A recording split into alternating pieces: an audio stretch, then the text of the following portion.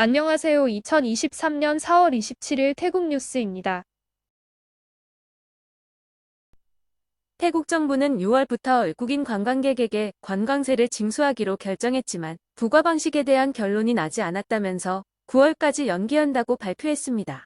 항공편 도착자는 1인당 300밭, 육로와 해상 입국은 150밭이 징수될 예정이며 이 돈은 관광객의 보험료와 관광 인프라 개발에 쓰여질 것이라고 설명하고 있습니다. 태국에서 일하는 외국인이나 당일치기로 육로를 통해 입국하는 외국인은 징수가 면제됩니다. 27일 새벽 3시 43분경 푸켓 까말라 해변에 설치된 경보탑에서 쓰나미가 발생했다는 요란한 사이렌이 울렸다고 합니다. 마을 주민들과 관광객들은 놀라서 대피하기도 했는데 당국은 시스템 점검 중 오작동으로 경보가 울렸다고 해명했습니다. 수단에서 군부 간 무력 충돌이 발생한 가운데 체류하고 있던 태국인 일진 78명이 오늘 밤 태국에 도착할 예정입니다. 또 이진 141명도 사우디에서 태국 공군기를 기다리고 있다고 당국이 설명했습니다. 5월 5일부터 17일까지 캄보디아에서는 동남아시아 게임즈 시게임이 열립니다. 꾸라 일 총리는 참가 선수들을 격려하고 국민들에게도 태국 대표 선수들을 TV를 통해 응원해 줄 것을 당부했습니다. 평소보다 2배 가까운 전기요금 고지서를 받은 국민들의 항의 목소리가 높아지자 브라유 총리는 전기요금 부담을 덜어주는 방안을 준비하고 있다고 SNS를 통해 밝혔습니다. 예년보다 높은 전기요금 부과된 이유로 전국의 기온이 평균 40도에 육박하는 이상고온이 발생했고 전기 생산에 들어가는 천연가스의 가격이 상승한 것을 지목했습니다. 총리는 5월부터 8월까지 4개월간 월 300단위 이하를 사용하는 1,800만 가구를 대상으로 전기요금을 일부 감면해주는 제도를 도입할 예정이라고 설명했습니다. 또 4월분에 대해서 500단위 이하를 사용한 2,100만 가구에 대해 150밭을 할인해주는 것도 포함될 것이라고 덧붙였습니다. 대형 쇼핑몰 중 한 곳인 시콘스퀘어 앞 거리에 에어컨이 설치된 버스 정류소가 설치되었습니다. 40제곱미터 넓이의 버스 정류소에는 무료 와이파이와 휴대폰 충전형 USB 포트, 공용식 수대가 설치되어 있는데 전기는 태양광 발전으로 공급된다고 합니다. 미국의 항공모함 전단인 USS 니미츠호와 5척의 함정이 촌부리 램차방 항구에 정박했습니다. 이것은 태국과 미국 수교 190주년을 기념한 것이라고 합니다. 니미츠 항모전단은 태국을 방문하기 전 4월 중순 한미일 합동 해상훈련을 실시했습니다. PTT와 방작주유소는 28일 오전 5시부터 휘발유 제품의 가격을 리터당 64당씩 인하한다고 발표했습니다. 일부 여행객은 태국이 물가가 싸다고 생각하겠지만 막상 살아보면 한국보다 비싼 것들이 대부분입니다. 지난달부터 ATM 기기에서 현금을 인출할 때 1회당 20바트였던 것이 30바트로 인출 수수료가 50%나 올랐습니다. 저도 현금 인출을 했다가 무심코 30바트 빠져나가는 것을 보고 적지 않게 당황했었습니다. 은행별로 고객들을 달래려고 5회까지는 기존 20바트의 수수료를 부과하는 정책도 실시하고는 있지만 일부 고객들은 은행에 돈을 넣어두는 대신 집에 금고를 두고 꺼내 쓰겠다는 말도 나오고 있습니다. 건당 30바트면 한국보다도 높은 수수료이고 태국에서 웬만한 노점 음식점 밥값과 맞먹기도 하니까요. 태국의 은행들도 지난해 천문학적인 순이익을 냈지만 성에 차지 않는 것 같습니다.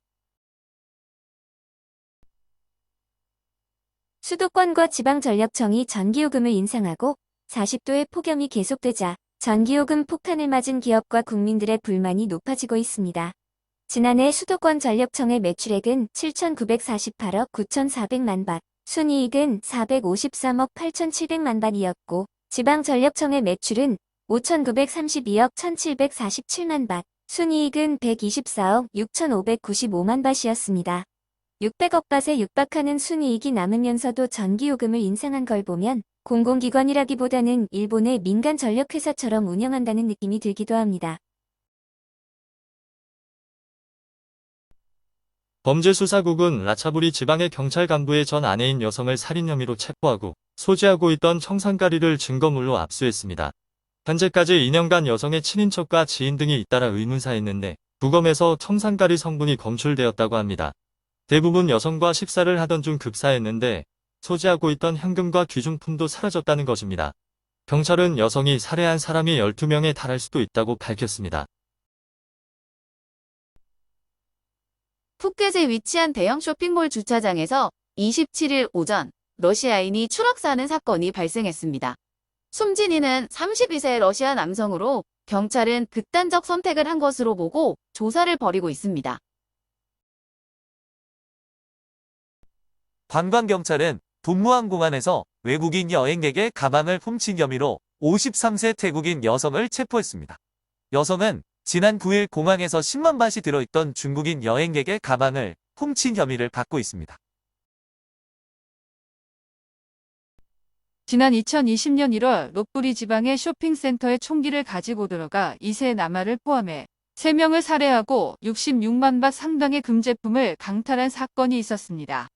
며칠 후 용의자가 검거되었는데 당시 38세의 학교 교장이었던 것이 알려져 태국 국민들이 큰 충격을 받았었습니다. 26일 태국 대법원은 1심과 2심에서 선고된 사형 판결을 유지한다고 판결하면서 남성에 대한 사형이 확정되었습니다. 24일 저녁 7시경 파타야 해변 앞바다에서 제트스키가 전복되는 사고가 있었습니다. 이 사고로 25세 남성과 동승한 8세 남아가 숨졌는데 둘 다 구명조끼를 착용하지 않아 입사했다는 것입니다. 제트스키의 서비스 제한 시간은 저녁 6시까지였고 구명조끼 착용 등 태국에서는 안전수칙이 지켜지지 않는 곳이 많이 있어 주의가 필요합니다. 치앙라이 경찰은 무항지역 외곽에서 대량의 야마를 운반하던 차량 2대를 적발하고 운전자 1명을 체포했습니다.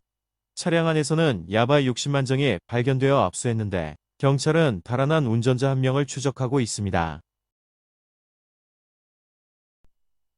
롯부리 콕삼농 지역의 도로에서 픽업트럭과 통근버스가 추돌하는 사고가 발생해 3명이 숨지고 4명이 중경상을 입었습니다. 픽업트럭에서는 AK 소총과 권총, 산탄총 등 총기 3정과 실탄 100발, 마약도 발견되었다고 합니다. 경찰은 픽업트럭에 탑승한 남성들이 마약이나 총기 밀매 조직원으로 보고 수사를 벌이고 있습니다.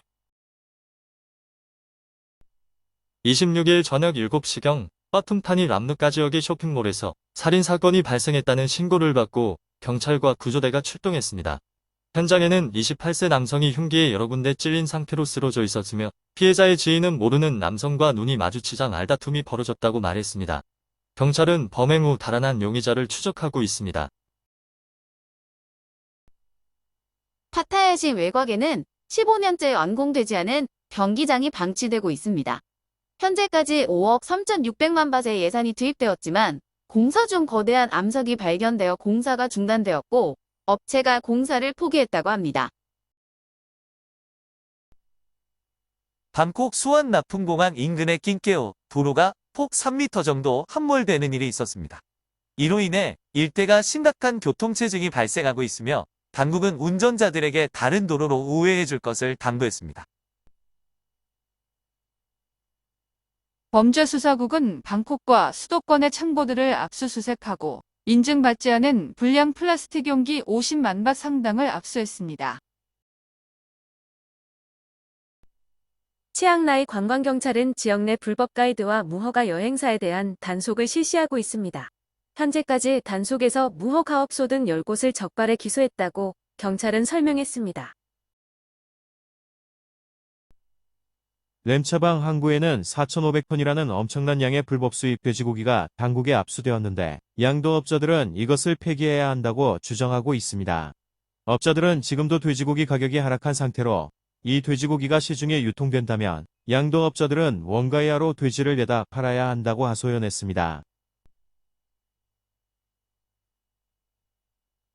태국 SNS에는 5개월 동안 전기요금 고지서가 오지 않다가 4월에 한꺼번에 나왔는데 전기요금이 무려 54만 바트이 넘었다는 글이 올라왔습니다. 2층 주택에서 혼자 거주한다는 남성은 집에 에어컨 2대와 소형 냉장고 1대, 물펌프, 세탁기 한 대가 있지만 자신은 매일 출근해서 낮에는 집에 아무도 없다고 설명했습니다. 남성은 아무래도 6개월 전에 택배 트럭이 전기 계량기를 추돌하는 사고 이후 전기요금이 비정상적으로 계산된 것 같다면서 도움을 요청하고 있습니다. 시청해 주셔서 감사합니다.